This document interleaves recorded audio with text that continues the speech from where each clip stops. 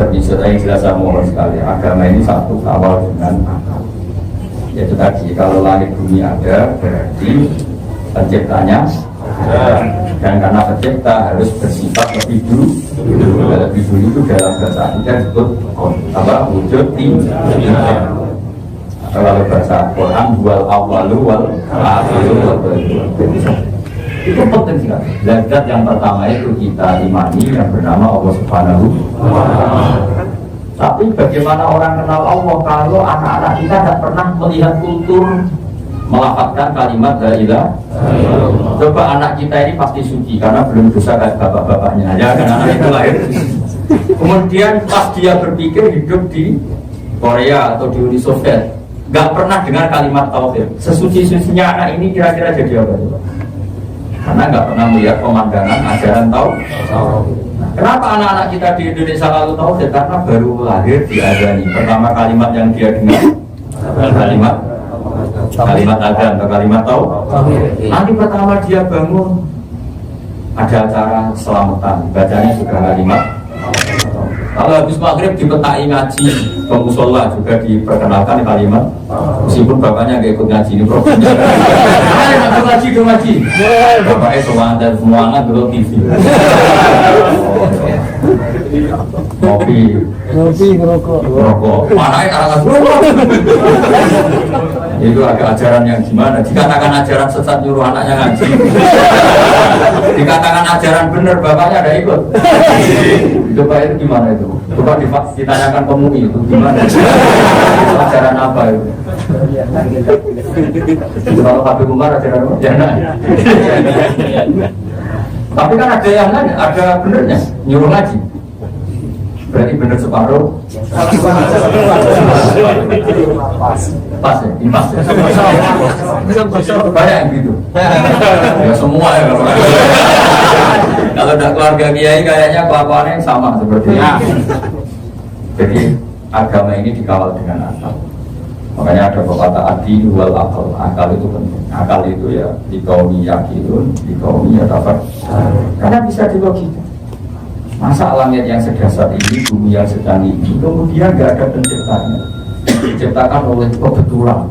Ya pokoknya tahu-tahu ada gimana? Sesuatu kok nggak ada penyebab. Jadi nanti kita bobot terus, ada kebakaran, tahu-tahu kebakaran. Penyebabnya apa ya? Tahu-tahu. Kenapa kamu jenggotan ya? Tahu-tahu. Kenapa kamu di Korea ya? Tahu-tahu. Semua kenapa kamu miskin ya? Tahu-tahu. Kan bisa Anda bisa dilacak kan, oh kenapa kamu miskin? Oh ini rasional terus kenapa? Masa udah begitu mati ninggal utang bagaimana? Kan jelas alasannya jelas. Rata-rata orang miskin itu alasannya jelas meyakinkan. Kenapa kamu miskin? Kan bapak saya sudah miskin. Kenapa miskin banget? Kan tinggal utang. Keren kan alasannya? Keren kan? Oh keren sekali. Baik, sebetulnya kan gitu, gak boleh. Kenapa kamu miskin? Gak tahu miskin, gak bisa, tetap bisa dilacak, asal usulnya tetap bisa dilacak. Kenapa istri kamu lari? Lah tahu lari, pasti ditertelankan sama ada pilihan lain, itu pasti cuma itu sensitif ya, gak usah dibicarakan tapi paham semua. Nah saya tersinggung nanti aja biasa. Jadi agama ini dikawal dengan ya, dengan makanya Allah mengingatkan inna fi khalqis samawati wal ardi wa ikhtilafil laili wan nahar. Seharusnya kabeh la ayatin, jika usah terus menjadi ayat semua. Maka umatnya Nabi itu tidak perlu mukjizat kayak zaman Nabi Musa, sama sekali nggak perlu, karena umatnya Nabi itu cerdas-cerdas. Ini yang dikandung kitab-kitab besar kayak pengarang Sarah Bukhari, Sarah Muslim. Umatnya Nabi Musa itu ya cerdas, tapi masih cerdas. Mereka itu percaya mukjizat kalau dahsyat, yaitu tongkatnya Nabi Musa diseblakkan, dipukulkan, kemudian laut merah membel. Ya, ribet. Itu nggak bisa seperti itu. Terus iman, karena kagum. Nabi Soleh punya mukjizat, onta keluar dari batu besar. Wow, keren. Kita ada bisa. Ya, kita ada. Pertanyaannya adalah, memangnya onta yang biasa lewat itu, yang kadang kamu sembelih, manusia sekarang bisa bikin? Enggak kan? Memangnya nyamuk yang sering sampai jeblek itu kita bisa bikin, enggak kan? Saya berkali-kali cerita setiap ngaji, bikin nyamuk itu susahnya banget. Mendingan bikin gajah. Saya disuruh bikin patung gajah itu masih sanggup. Kalau disuruh bikin patung nyamuk, nggak usah bakat nyawa, matinya aja. Padahal nyamuk itu punya alat kelamin, coba seberapa? Alat kelaminnya punya uratnya, terus uratnya? Nyamuk punya jantung, jantungnya punya kuman, kumannya punya jantung, ya punya jantung. Ya, makanya Allah itu mencontohkan kudrohnya, kemampuannya justru tidak bisa gajah. Inna wa la yastahi ayyadriba masalah ma. Allah sudah malu bikin satu perumpamaan itu apa? Lu coba bikin nyamuk coba. Kamu bayangkan saja, bikin patungnya saja. Atau gambar nyamuk. Gambar saja gambar. Pakai pena apa coba supaya sekecil nyamuk. Apalagi nyamuk balita.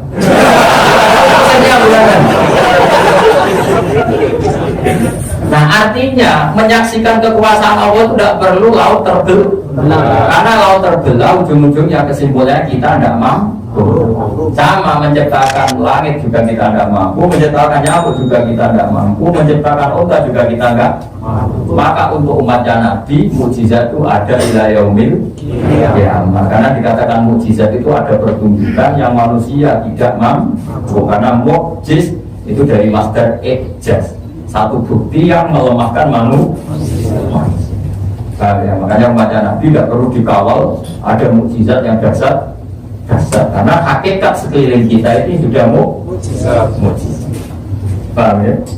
Makanya nggak perlu ada mukjizat dasar, karena kalau kita mengikuti mukjizat Al-Quran, semua di sekeliling kita ini la ayatil liqaumi yaqilun, la ayatil liqaumi yatafakkarun. Ya, saya kira demikian. Assalamualaikum warahmatullahi wabarakatuh. Waalaikumsalam warahmatullahi wabarakatuh. Terima kasih sekali Gus Bah atas penjelasannya. Masya Allah, ilmu yang disampaikan beliau begitu luar biasa. Semoga kita dapat berkahnya semuanya dan dapat apa? Iya, amin, dapat menjalankannya. Amin. Dan mungkin ada pertanyaan dari Mas-masnya ini semuanya, dari rekan-rekan soleh semuanya. Oh, nah, silakan dari situ aja.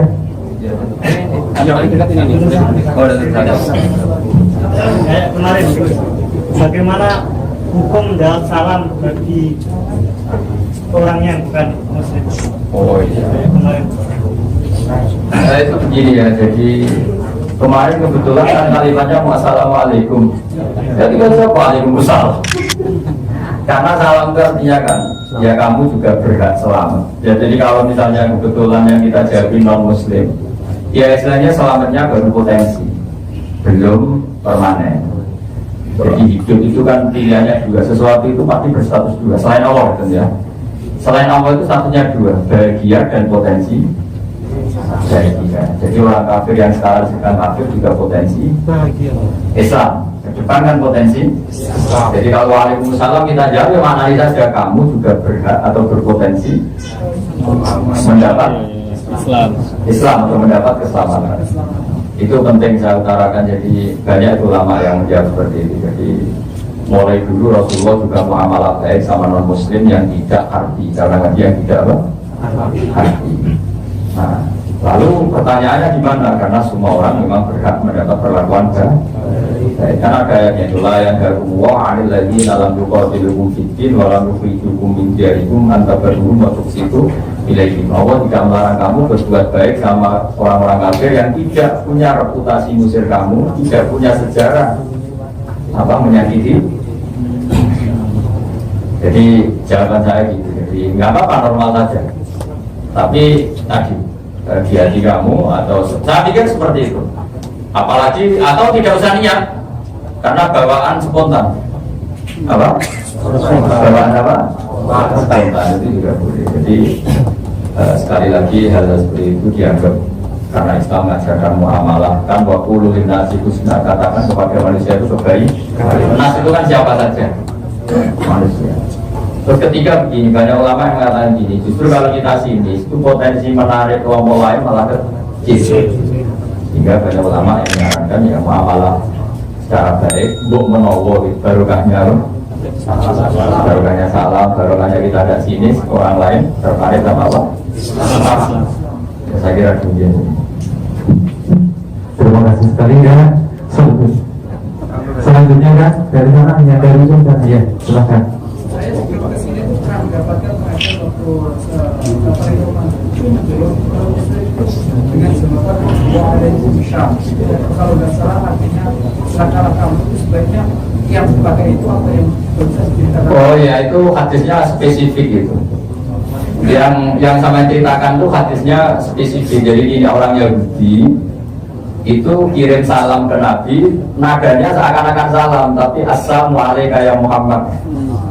Sam itu kematian, loh. Celaka atau kematian, ya. Ya, celaka atau kematian. Sajanya mana pasnya kematian. Saya jamin di kampus itu mananya ada celaka. Sam itu kematian. Ya, tentu kematian itu bagian dari kecelakaan menurut orang banyak ya. Kalau menurut Bali ya senang saja. Jadi orang Yahudi itu seakan-akan kalimatnya itu assalamualaikum ya Muhammad, tapi Sayyidah Aisyah itu dengar kalau kalimat itu benar-benar assalamualaikum ya Muhammad. Tetapi jawab waalaikumsalam.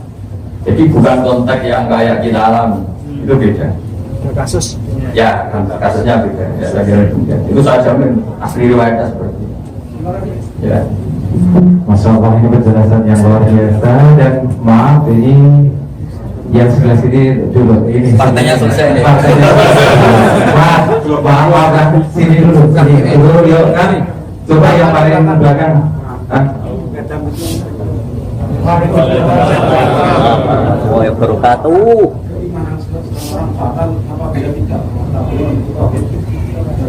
Oh ya, itu bagus benar. Ya. Ya, dari mana itu? Kenal. Dari Cangwon ya kan? Dari Cangwon Jemaah Masjid Cangwon Sayyidina Bilal. Dan pertanyaan diulang jenengan supaya mereka bisa. Oh iya. Tadi yang kan Enggak, jenengan aja yang ulang. Apakah? Apakah imannya orang yang nggak punya pikiran kayak saya itu imannya kemudian batal? Apakah keimanan seseorang batal apabila tidak mengetahui ilmu tauhid? Ilmu tauhid. Apa? Oh ya, wah keren ya.